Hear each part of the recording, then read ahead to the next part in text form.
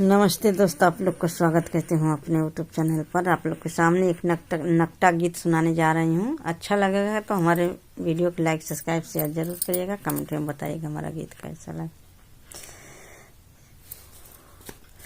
चुनरिया में धानी रंगा दो पिया, चुनरिया में धानी रंगा दो पिया, चुनरिया में धानी रंगा दो पिया। हमें ऐसे ससुर नहीं भावे पिया, हमें ऐसे ससुर नहीं भावे पिया। पिछुआरे में बंगला छावावे पिया, पिछुआरे में बंगला छावावे पिया।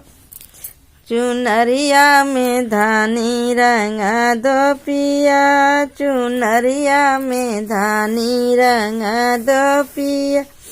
हमें ऐसे जेठ नहीं भावे पिया, हमें ऐसे जेठ नहीं भावे पिया। बिना खासे खारे चले आवे पिया, बिना खासे घरे चली आवे पिया।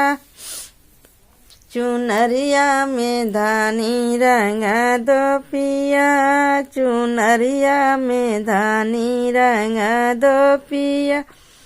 हमें ऐसे देवर नहीं भावे पिया, हमें ऐसे देवर नहीं भावे पिया। बिना पूछे मिठैया ले आवे पिया, बिना पूछे मिठैया लिया में पिया। चुनरिया में धानी रंगा दो पिया, चुनरिया में धानी रंगा दो पिया।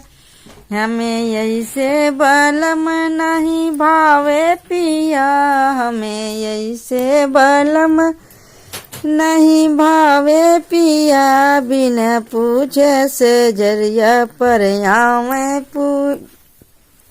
पिया, बिना पूछे से जरिया पायावे पिया। चुनरिया में धानी रंगा दो पिया, चुनरिया में धानी रंगा दो पिया।